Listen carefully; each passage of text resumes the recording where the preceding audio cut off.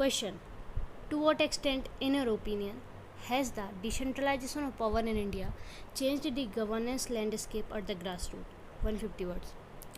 So ये question है decentralisation of powers in India ने कैसे गवर्नेंस को अफेक्ट किया है, उसके बेसिस पे आप उसका ये क्वेश्चन है. आपको इसमें इंट्रोडक्शन, बॉडी और कंक्लूजन 3 पार्ट में डिवाइड करना है और इसको main focus decentralisation of power रखते हुए और उसी के आसपास आपको ये सम अप करना है एक पूरा question. So we should start with introduction.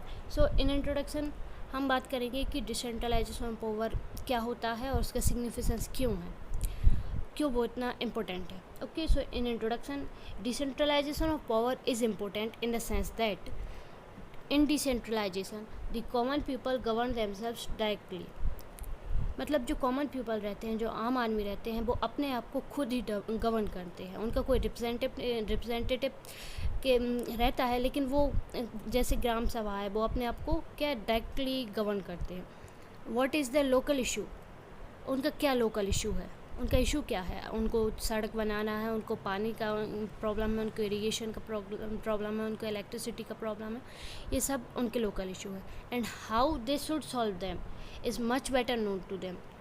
और उन अपने इशू को कैसे सॉल्व करेंगे वो उनको ज़्यादा पता है देन एनीवन एल्स. किसी और से अच्छा उनको ज़्यादा पता है. Mahatma Gandhi always focused on self-government and therefore our constitution mandates formation of village panchayats in article 40 of DPSP. So Mahatma Gandhi का ये हमेशा से फोकस था कि हम सेल्फ गवर्नमेंट पर बहुत ही ज़्यादा इंपॉर्टेंस देंगे सेल्फ गवर्नमेंट को. इसलिए उन्हीं के गांधीयन प्रिंसिपल्स पे हमारा जो कॉन्स्टिट्यूशन है उसमें फॉर्मेशन ऑफ विलेज पंचायत को आर्टिकल 40 में रखा गया है. DPSP directive principles of state policy, उसके अंदर जो आर्टिकल 40 है उसमें फॉर्मेशन ऑफ विलेज पंचायत ऐसा अपना कॉन्स्टिट्यूशन मैंडेट करता है. ठीक है. और why 73rd and 74th amendment act panchayati raj institutions and municipalities are incorporated in the constitution. So 73rd और 74 अमेंडमेंट एक्ट आया था, उससे हमारे कॉन्स्टिट्यूशन में पंचायती राज इंस्टीट्यूशन और म्यूनिसिपैलिटी को इनकॉर्पोरेट किया गया था. ठीक है, उसको कॉन्स्टिट्यूशन में डाला गया था. पहले ये नहीं था, पहले ये DPSP के फॉर्म में था, लेकिन मतलब पूरे आर्टिकल के फॉर्म में इसको 73rd और 74th अमेंडमेंट एक्ट से लाया गया. ठीक है. अब बात करेंगे इसका बॉडी पार्ट. बॉडी सिग्निफिकेंस, क्या सिग्निफिकेंस है डिसेंट्रलाइजेशन ऑफ पावर्स का? The most important significance of decentralisation of power is that it enjoys direct democracy. मतलब ये डायरेक्ट डेमोक्रेसी को एंजॉय करता है. डेमोक्रेसी एक डायरेक्ट रहती है, एक इनडायरेक्ट रहती है. डायरेक्ट डेमोक्रेसी रहती है मतलब हमारे जो डिसीजंस रहेंगे वो हम खुद उन डिसीजन को हम खुद लेंगे. और इनडायरेक्ट डेमोक्रेसी में हम एक रिप्रेजेंटेटिव चूज़ करेंगे और वो डिसीजन लेगा. ठीक है. तो ये बेसिक डिफरेंस होता है डायरेक्ट और इनडायरेक्ट डेमोक्रेसी में. डायरेक्ट डेमोक्रेसी हम स्विट्ज़रलैंड में देख सकते हैं, और भी छोटे छोटे जो देश हैं उनमें हम डायरेक्ट डेमोक्रेसी देखते हैं. उनमें कोई PM वगैरह नहीं रहता, वो सब इकट्ठे मिलके 2 4 10 लोग जितने भी रहते हैं सब इकट्ठे मिलके और वो डिसीजन लेते हैं कि क्या हमारा डिसीजन होगा. और इनडायरेक्ट डेमोक्रेसी में हम रिप्रेजेंटेटिव के फॉर्म में उसको करते हैं. So direct democracy which is believe to be the best form of democracy.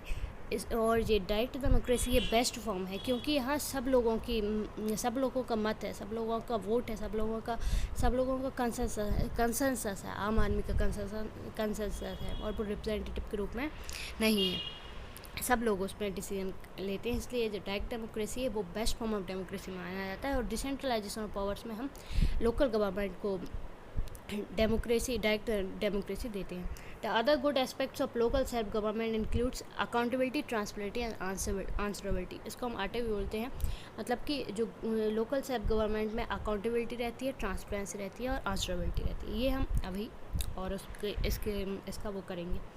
How it change the governance landscape. तो इसमें अब हमारे क्वेश्चन का जो सेकंड पार्ट था उसमें पूछा था कि इसने गवर्नेंस को कैसे इसने चेंज किया है. तो हमको अभी वो डिस्कस करना होगा. There is huge change in governance landscape with decentralisation of powers. Right utilisation of fund is a great achievement of it. Funds का सही तरीके से इस्तेमाल, यूटिलाइजेशन, डिसेंट्रलाइजेशन ऑफ पावर का बहुत ही अच्छा अचीवमेंट है. क्योंकि यहाँ जो फंड्स हैं वो विलेजर्स खुद तय करते हैं कि कहाँ जाना है हमारे फंड्स, और फिर वो पूरा उसका यूटिलाइजेशन करवाने के वो एश्योर करते हैं कि इसका यूटिलाइजेशन हो अच्छे से, ठीक है। तो the villagers themself identifies where they needs to spend money for larger outcome, मतलब विलेजर्स खुद ही तय करते हैं कि हमें कहाँ पैसा खर्च करना है जिससे कि हम ज़्यादा से ज़्यादा मुनाफा कमा सकें, मतलब ज़्यादा से ज़्यादा हमारा उसमें फ़ायदा हो।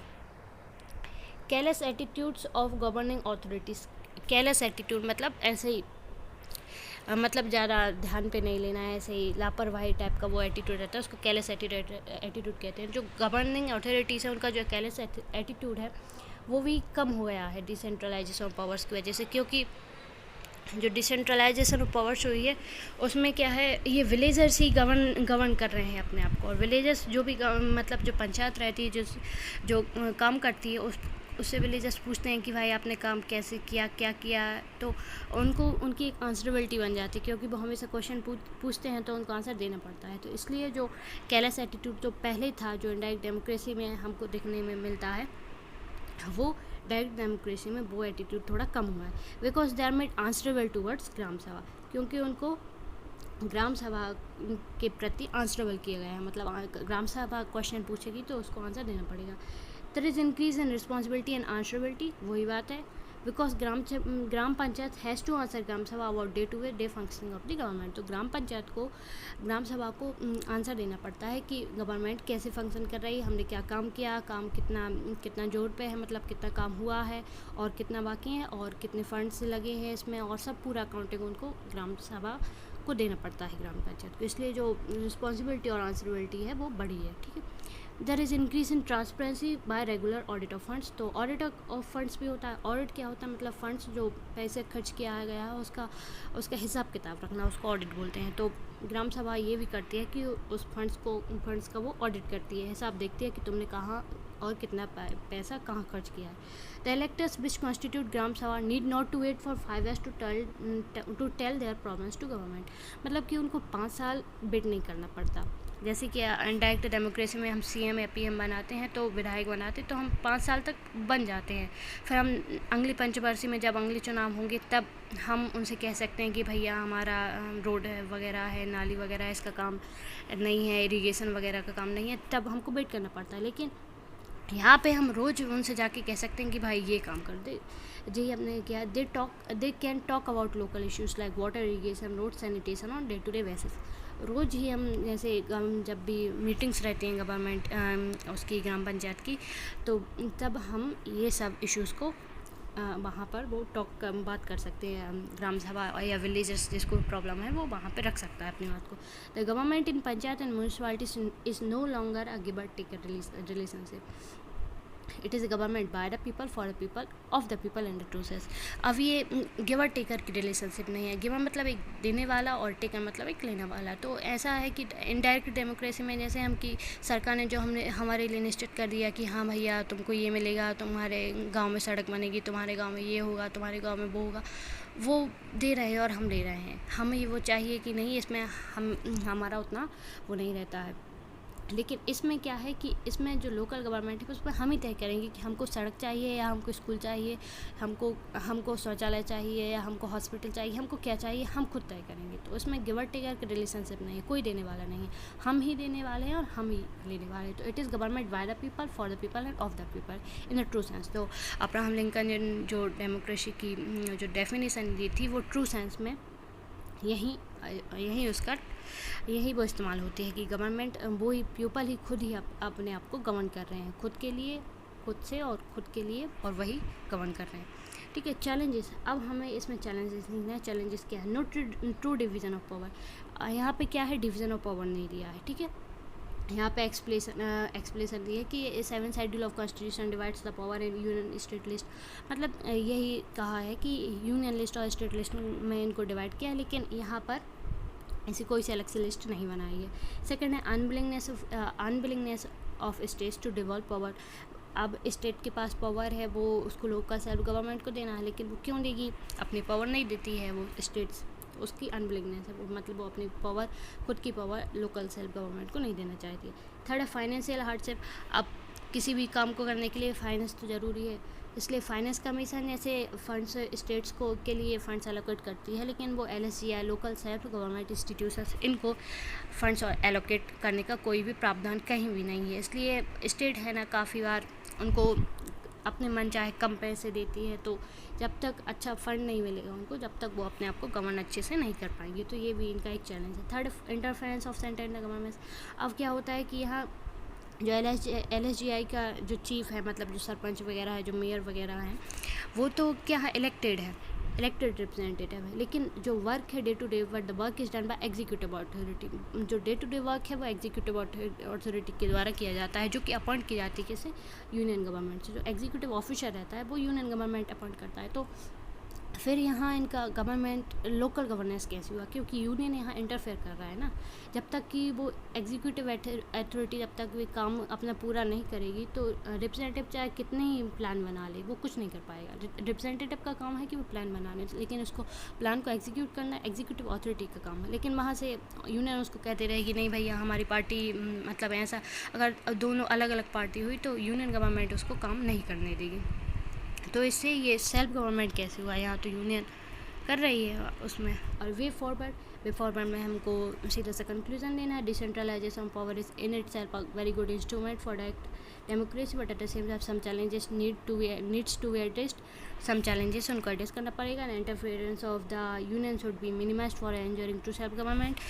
जो यूनियन का जो इंटरफेरेंस है, जो पिंच करती रहती है, वो एग्जीक्यूटिव अथॉरिटी के द्वारा उसको कम करना पड़ेगा, जब भी हम सेल्फ गवर्नमेंट की ओर जा पाएंगे।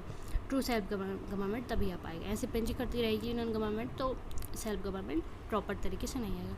Proper mechanism should be set for allocation of funds, मतलब LSGI को सही है वो तो फंड्स तो अपने आप में मिलने चाहिए, जब भी तो वो काम कर पाएगी ना। They we allowed to they should, यहाँ पे शुड भी आना चाहिए, they should be allowed to collect tax so to improve their finance. अब लोकल सेल्फ गवर्नमेंट के पास कुछ भी सोर्स नहीं है, मतलब टैक्स पूरा स्टेट के पास जाता है, तो वो क्या कलेक्ट करेगी, उसके पास फाइनेंस ही नहीं है, तो वो क्या मतलब अपने आप को कैसे गवर्न करेगी। जब तक पैसे नहीं है तब तक कुछ नहीं हो सकता। गवर्न करने का मतलब प्लानिंग बनाना नहीं, उसको एग्जीक्यूट करना भी होता है। तो एग्जीक्यूट करने के लिए जैसे रोड बनाना है, सड़क बनाना है, अपना आपका इरिगेशन कैनाल वगैरह बनाने हैं, तो उस सब के लिए क्या है, पैसा फंड्स की ज़रूरत है। तो उनको टैक्स वगैरह कलेक्ट करने का उनको मौका देना चाहिए। It will be make them self sufficient, इसलिए वो सेल्फ सफिशिएंट बन जाएंगे, मतलब खुद ही अपना टैक्स कलेक्ट करेंगे इसके लिए। और म्यूनसिपल बॉन्ड्स भी इसके लिए इशू कर सकते हैं, मतलब पैसे मोबालाइज कर सकते हैं जनता से। Proper defined list should be prepared about power of LSGI without arbitrary words, मतलब कोई भी आर्बिट्ररी वर्ड्स ना हो के कि जैसे कि अपन पीस एक्ट में देखते हैं कि arbitrary words minor forest produce वगैरह, ऐसे जो आर्बिट्ररी वर्ड्स ना रखकर एक अलग से लिस्ट बनानी चाहिए। जैसे यूनियन और स्टेट लिस्ट अलग अलग है, ऐसे ही LSGI की भी, मतलब लोकल सेल्फ गवर्नमेंट इंस्टीट्यूशन की भी एक अलग से लिस्ट बनानी चाहिए कि इनकी क्या क्या पावर है। इनको आर्बिट्ररी वर्ड्स ना हो कि माइनर पावर है, मतलब ये इरिगेशन की पावर है, ये पावर है, माइनर फर्स्ट प्रोड्यूस की पावर है। ऐसे फिर माइनर में क्या आएगा वो सब इनको डिफाइन करना चाहिए कि भाई ये माइनर में आएगा, ये चीज़ें माइनर में आएंगी, ये चीज़ें नहीं आएंगी। तो आर्बिट्ररी वर्ड्स के को छोड़ के अच्छे से डिफाइन करना चाहिए। तो ये था हमारा एक्सप्लेनेशन। Thank you. वैसे ये 150 वर्ड से थोड़ा एक्सटेंड हो गया, बट आपको है मतलब कि इतना पूरा का पूरा नहीं लिखते हैं, कुछ वर्ड्स कुछ आपको इसमें से लिखना है, कुछ अपने मन से भी लिख सकते हैं। Thank you so much.